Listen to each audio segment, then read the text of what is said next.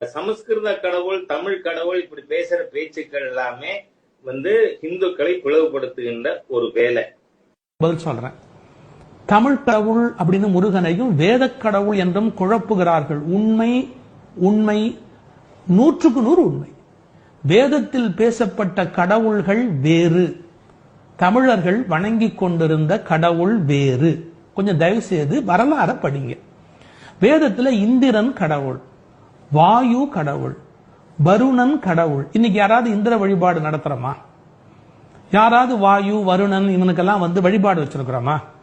உங்களுக்கு ஒரு for your kind information, Thirumal வேதத்தில் வணங்கப்படவில்லை. விஷ்ணுங்கிறதெல்லாம் பின்னாடி ஒட்ட வச்சது.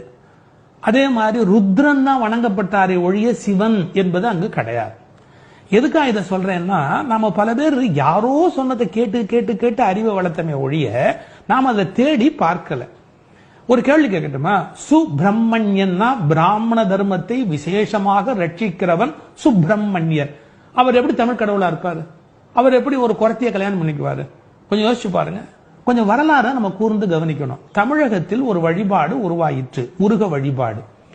வடக்கேந்து சுப்பிரமணிய வழிபாடு அப்படின்னு ஒண்ணு வந்தது. இப்பெல்லாம் கூட்டணி வச்சுக்கிறாங்க பாருங்க, ஒருத்தர் மேட்ச் பண்றது. அது மாதிரி ஒரு பெரிய இஷ்யூ வேதத்துக்கும் இங்க தென்பகுதி மக்களுக்கும் இடையில இருந்த வழிபாட்டு முறையில ஒரு இஷ்யூ இருந்தது. நீ கொண்டாந்த சாமியை நான் ஒத்துக்க மாட்டேன், நாங்க வச்சிருக்கிற சாமியை நீ ஒத்துக்க மாட்டேன், சண்டை கிண்டை எல்லாம் இருந்தது.